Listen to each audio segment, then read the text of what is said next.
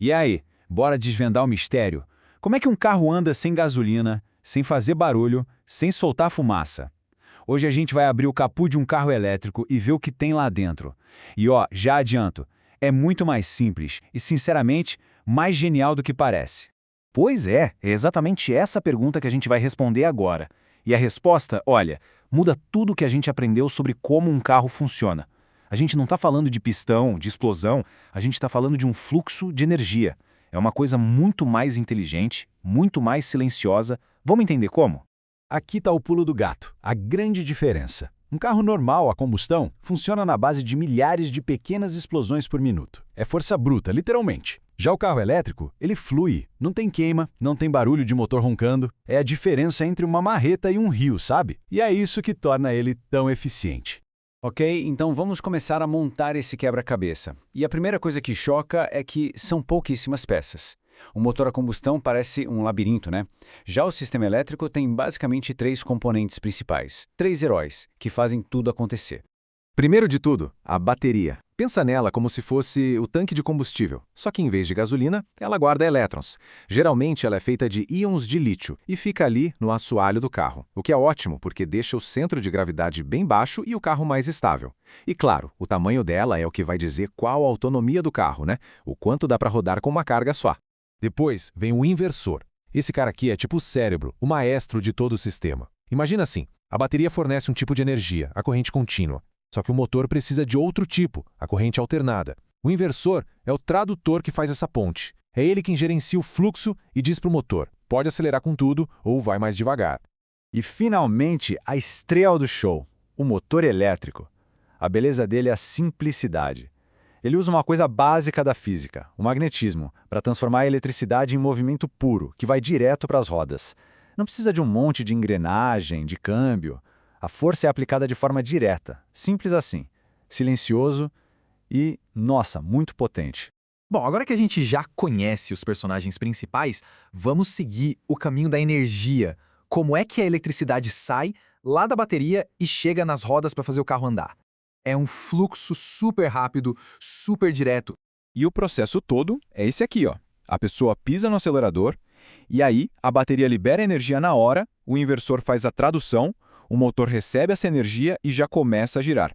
E pronto, as rodas se movem. E a melhor parte, isso tudo acontece instantaneamente, num piscar de olhos, sem atraso nenhum.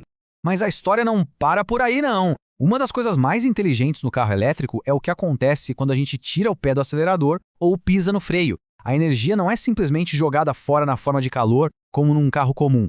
O nome disso é frenagem regenerativa e é uma ideia simplesmente genial. O motor elétrico faz o caminho inverso. Ele vira um gerador. Ele usa o próprio movimento do carro, a inércia das rodas, para gerar eletricidade e mandar de volta para a bateria. No trânsito da cidade, naquele anda e para, isso pode recuperar até 30% da energia. É tipo reciclar o próprio movimento do carro. Então, no final das contas, toda essa tecnologia não muda só o que está debaixo do capô. Ela muda completamente a experiência de dirigir. É uma sensação bem diferente e vai muito além de não ter barulho de motor.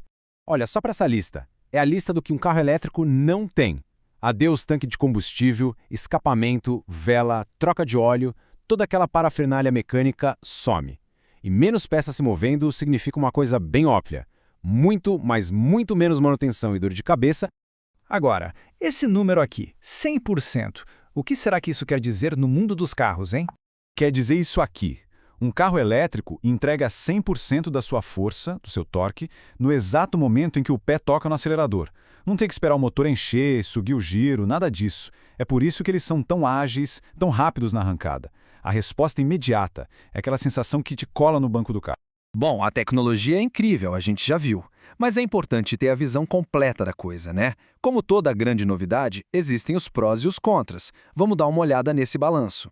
Resumindo a ópera, as vantagens são ótimas. Aceleração instantânea, quase zero manutenção, um silêncio e uma suavidade que impressionam.